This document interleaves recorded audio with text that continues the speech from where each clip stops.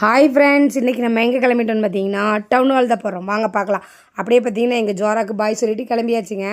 எங்கள் பசங்க 2 பேரும் இன்றைக்கி அவங்க பெரியம்மா வீட்டுக்கு போயிட்டாங்க. அதனால் நாங்கள் தான் பைக்கில் தாங்க, அவங்க கார் எடுத்துகிட்டு போயிட்டாங்க. சரி கிளம்பலான்னு சொல்லி அப்படியே கிளம்பியாச்சுங்க. போய் என் பொண்ணுக்கு கைடு வாங்கணும்னு சொன்னாங்க. அப்படியே சேரன்னு சொல்லி புக் ஸ்டாலில் போய் புதுசாக என்னென்ன கைடோ சொன்னாங்க, வாங்கிட்டுங்க. அப்புறமா எங்கள் சின்ன பொண்ணுக்கு பர்த்டே வருதுங்க. அவங்க வேறு போய் செப்பல் வாங்கணும்னு சொல்லி செப்பல் பர்ச்சேசிங்கும் முடிச்சாச்சுங்க. சின்ன ஆளுக்கு வாங்கினா பெரிய ஆளுங்க கேட்குதுங்க. சரி ஒரு 4-5 செலக்ட் பண்ணி ஒவ்வொன்றும் வாங்கியாச்சுங்க.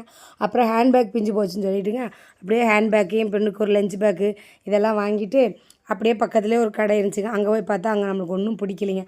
அப்படியே நம்மளுக்கு பிடிச்ச மாதிரி ஜுவல் ஷாப்புன்னு நினச்சிடாதீங்க, கோல்டு கவரிங், கல்யாணி கோல்டு கவரிங்னு சொல்லுவாங்கள்ல, அப்படியே கவரிங்க போய் 2-3 வாங்கிட்டுங்க அப்படியே ஒரு டீயை சாப்பிட்டு அப்படியே ரிட்டன் கிளம்பியாச்சுங்க. கிளம்புற வழியில் பார்த்திங்கன்னா எங்கள் வீட்டுக்கார் அஜ்மீர் பிரியாணி கடையில் தான் பிரியாணி வேணும்னு சொல்லி போயிட்டாருங்க. சரின்னு சொல்லி அங்கேயும் போய் ஒரு பிரியாணி வாங்கிட்டுங்க யூட்டன் போட்டாச்சுங்க. டவுனுகளுக்கு போகிறப்ப தான் ஞாபகத்துக்கு வருது கோணியம்மன் கோயில் இங்கே தான் இருக்குதுன்னு.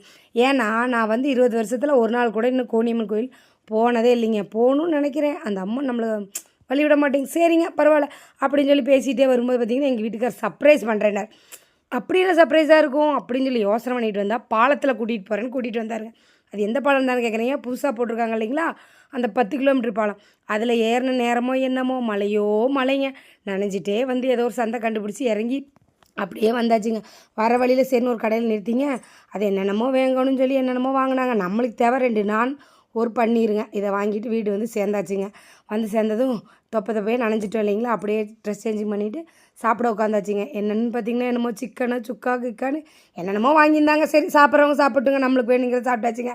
சரிங்க, இதோட நம்ம லாக் முடிஞ்சுதுங்க. நம்ம சேனலை சப்ஸ்கிரைப் பண்ணுங்கள், லைக் பண்ணி கமெண்ட் பண்ணி சப்போர்ட் பண்ணுங்கள். அடுத்த வீடியோவில்